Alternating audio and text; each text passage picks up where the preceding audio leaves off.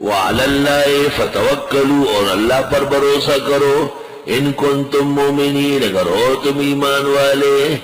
ان کے موٹاپے سے، ان کے ہتھیار و اوزار سے ڈرنے کی ضرورت نہیں۔ قالوا یا موسیٰ، کہنے لگے موسیٰ، انا لن ندخلها ابدا، ہم ہرگز نہیں جا سکتے وہاں کبھی بھی، ما داموا فیہا، جب تک وہ لوگ وہاں ہیں۔ اگر صرف جانے سے ہی فتح ہوتی ہے تو فَاذْهَبْ أَنْتَ وَرَبُّكَ، پس چلے جائیے آپ اور آپ کا رب، فَقَاتِلَا، آپ دونوں جہاد کر لیں، اِنَّا هَاهُنَا قَاعِدُونَ، بے شک ہم یہیں بیٹھے رہیں گے۔ جب آدمی بزدل ہو تو وہ بے ادب بھی بڑا ہوتا ہے، وہ جان بچانے کے چکر میں ہوتا ہے۔ حدیث شریف بخاری میں ہے، غزوہ بدر میں رسول اللہ صلی اللہ علیہ وسلم حالات معلوم کرنے آئے تھے کہ وہ قافلہ کہاں ہے جو شام سے آ کے جا رہا ہے، اور اس صورتحال نے مسلمانوں پر جنگ مسلط کر لی۔ ابو جہل قافلے کو بچانے کے لیے ناچ گانا کرتا ہوا پہنچ گیا، اور وہ قافلہ جب پتہ چلا ابو سفیان والا کہ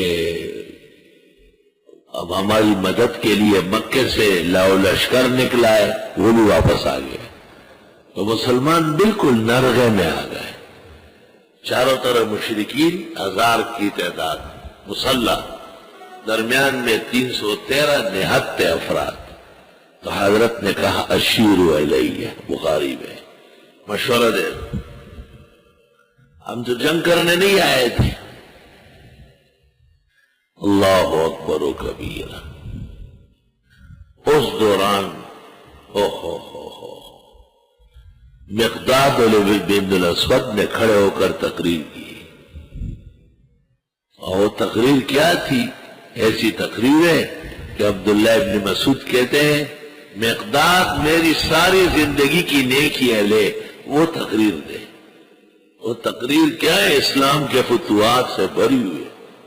حضرت کو کہا حضرت آپ پیغمبر ہیں، ہم آپ پر ایمان لائے، آپ حکم دیں، ہم قوم موسیٰ نہیں ہیں جنہوں نے اپنے پیغمبر کو کہا آپ اور آپ کا خدا جا کے لڑے، ہم یہی بیٹھے رہیں گے، بل نقاتل عن امامک وعن خلفک وعن یمینک وعن شمالک حتی نقتل بین یدیک، ہم آپ کے آگے پیچھے دائیں بائیں لڑ کے دکھائیں گے یہاں تک کہ آپ کے سامنے شہید ہو جائیں گے، لیکن بھاگنے والے اور پیچھے ایک قدم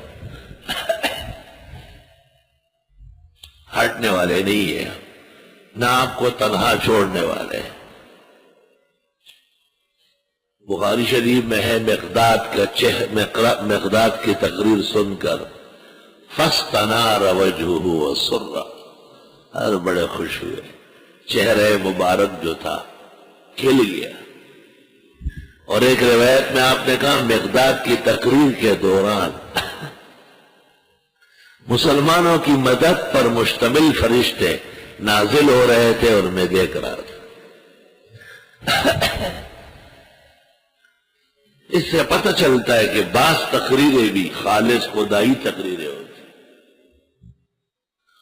اور ہر ایک کا کام تقریر نہیں ہے، تقریر بڑے جذب قلب سے ہوتی ہے۔ السلام علیکم ورحمۃ اللہ وبرکاتہ۔